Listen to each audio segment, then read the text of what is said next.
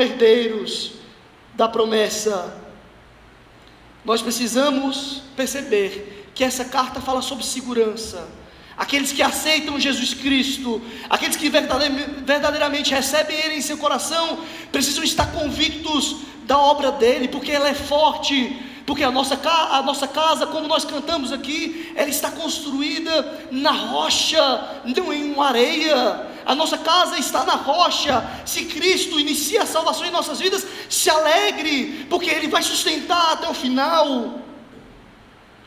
Entretanto, a consciência da segurança da salvação em Cristo Jesus, a consciência de que Ele vai prover os caminhos necessários para que os salvos permaneçam na salvação, não deve fazer com que o seu campo bom volte a produzir frutos ruins.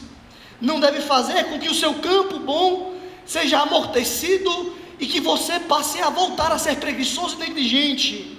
Na verdade, deve provocar o contrário.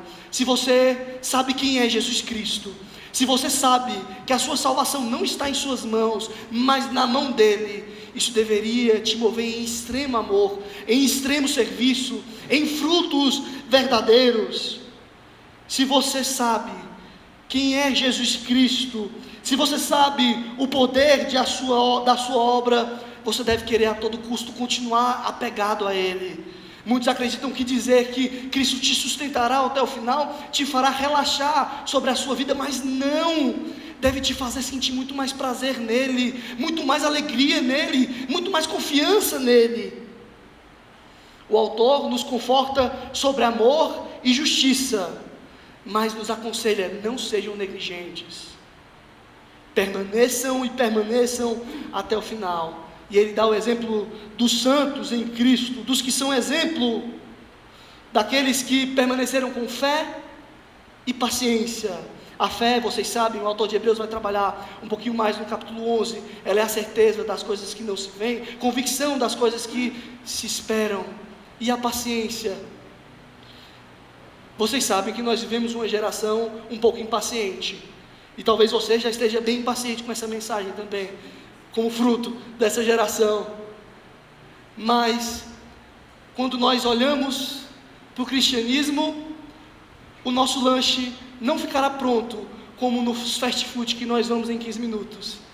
Quando nós olhamos para o cristianismo, nós não vamos conseguir passar o processo da nossa vida com Cristo e as nossas lutas no 2.0. Quando nós olhamos para Cristo Jesus e para a obra que Ele faz em nossas vidas, vamos perceber que a obra dEle em nossas vidas nos causará constância e paciência, que a obra dEle em nossas vidas nos trará uma realidade que suporta os medos e os desafios, que suporta as dúvidas e as angústias, na certeza da salvação, e que continua. Mais uma vez, qual é o problema do terceiro pescador? Lhe falta paciência para esperar o dia chegar ao fim. Se você já iniciou uma obra, ou melhor, se Cristo já iniciou uma obra em você, e você acha que já fez o suficiente, espere até o final, seja paciente. Se você acha que Ele está demorando a fazer algo em sua vida, seja paciente. Bons cristãos não são precipitados e apressados, e não apressam a Deus, porque sabem que Ele faz as coisas no tempo dEle, e é o melhor tempo de todos. No Evangelho real, diferente dos livros de autoajuda, não tem 5 passos para o sucesso, que vão te levar a uma vida completamente bem sucedida aos olhos dos outros. Numa vida iniciada pela graça, conduzida pela graça e concluída pela graça, com muita luta, os apóstolos, os heróis da fé, aqui ele fala, aqueles que herdaram a fé, e dando exemplo aos que ele vai citar no capítulo 11, esses heróis da fé passaram por diversas provações, lutas, mas através das lutas, pela graça de Cristo, eles venceram e permaneceram até o final. Eu queria que nós refletíssemos nesses versos, entendendo que, de modo simples, o tema da mensagem do autor de Hebreus é: confie na justiça de Deus, confiem na salvação de Jesus Cristo. Entretanto, aos que não verdadeiramente estão vivendo essa vida de salvação, desconfiem-se. E o primeiro aplicação que eu queria trazer para a gente é: existem certeza das coisas melhores para as nossas vidas.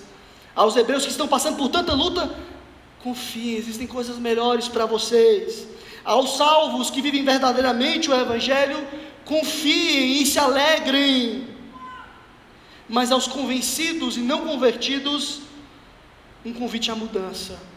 Para você que acha que está salvo, porque em algum momento foi batizado, participou de uma ceia, ou entrou no hall de membros, mas a sua vida não é de um salvo. Para você que acha que pode estar convicto da sua salvação, porque Cristo está segurando ela, quando a sua vida não espelha isso, essa mensagem é um convite a ter cuidado. Cuidado.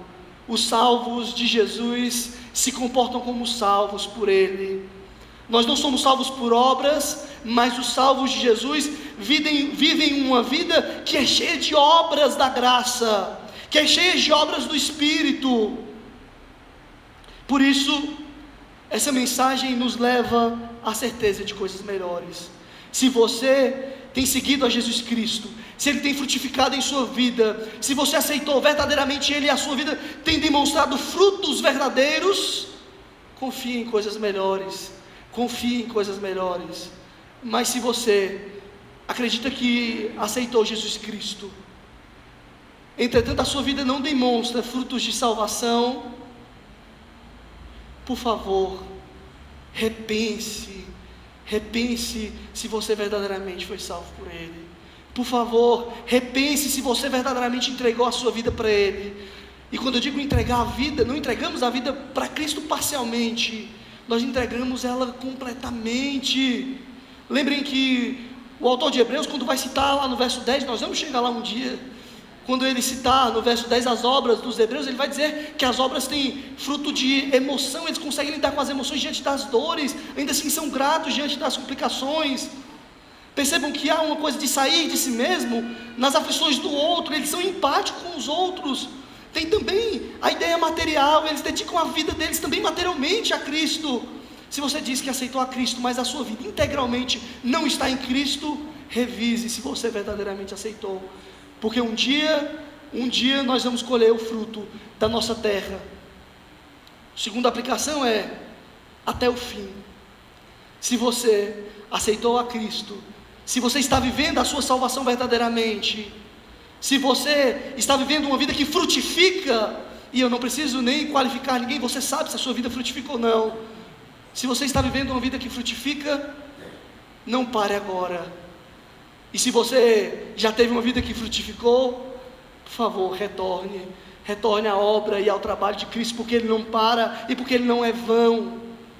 O autor de Hebreus diz, até o fim, porque é quando o fim vai chegando, quando o sol do novo dia vai raiando, é que os nossos olhos vão contemplando cada vez maior e mais gritante a certeza da nossa esperança. O primeiro pescador é o exemplo de nossa história, porque diante do rio Íctis, ele vai confiante, passa pela chuva e pelos momentos de dificuldade, mas ele espera até o fim, e é no fim que ele consegue ter certeza e saber que verdadeiramente o rio, que verdadeiramente Jesus Cristo, que verdadeiramente a obra da salvação nos é a provisão necessária, dada, iniciada e concluída por Jesus Cristo. De modo prático, a finalizarmos, eu queria orar com você, mas eu queria que nessa oração você pensasse, aonde está a sua vida hoje? Aonde você está? Quando você olha para o autor de Hebreus escrevendo uma carta para dois grupos, assim como o alerta de perigo era para dois grupos, apesar de um segundo grupo se beneficiar de modo diferente do que o primeiro, esse alerta também é para dois grupos. É para o grupo que verdadeiramente aceitou a salvação, e é para o grupo que ainda não aceitou verdadeiramente a salvação, só está convencido de que sim. Eu queria que você nesse momento refletisse sobre a sua vida. Onde estão os seus passos? Onde está o seu caminho? Onde está a sua realidade? Eu não quero que você me dê um formulário dizendo: sou batizado, participo da ceia, venho na igreja a cada 3 meses. Eu quero que você veja a sua vida de modo integral e perceba, ela tem produzido bons frutos. Se não, por favor, recorra a Cristo Jesus, que pode te transformar. Se sim, permaneça firme, porque no exemplo daqueles que herdaram, dos exemplos de fé que herdaram a salvação, nós temos fé e paciência, convicção das coisas futuras e paciência para esperá-las. Amém? Vamos orar? E eu gostaria que, enquanto nós oramos, você também orasse a Deus, encarando a sua realidade, colocasse a sua vida diante dele. Querido Jesus, nós te agradecemos por tua palavra, te agradecemos porque ela exorta todos os grupos possíveis, ela exorta aqueles que estão no bom caminho a permanecerem firmes nele, ela exorta aos que já estiveram para que retornem, porque é até o fim, e ela exorta aqueles que acham que estão, mas nunca estiveram verdadeiramente, para que verdadeiramente estejam. Eu te peço, Senhor Jesus, que essa palavra cause fruto no teu povo, cause frutos na tua igreja, cause frutos nos que estão nos ouvindo, nos que estão nos assistindo, cause verdadeiros frutos do Espírito. Que os que escutarem essa mensagem, Senhor Jesus, através da obra do teu Espírito Santo, convictos, iluminados, os olhos do coração, pelo teu Espírito, possam caminhar, certos daquilo que o Senhor deseja a nós, certos de que nós podemos nos alegrar, confiantes na tua salvação, mas certos de que, se nós somos verdadeiramente salvos, o nosso senso de salvação demonstrará através das nossas vidas, através dos nossos dias. Conduz o teu povo a entender a tua mensagem, conduz o teu povo a voltar o coração ao Senhor e ser moldado por ela, para que nós possamos, com o passar do tempo, com a chegada do fim, olhar e ter plena certeza da tua obra em nossas vidas, ter plena certeza da esperança que nós temos em ti. Em nome de Jesus eu oro, amém. Vamos nos colocar de pé, para que possamos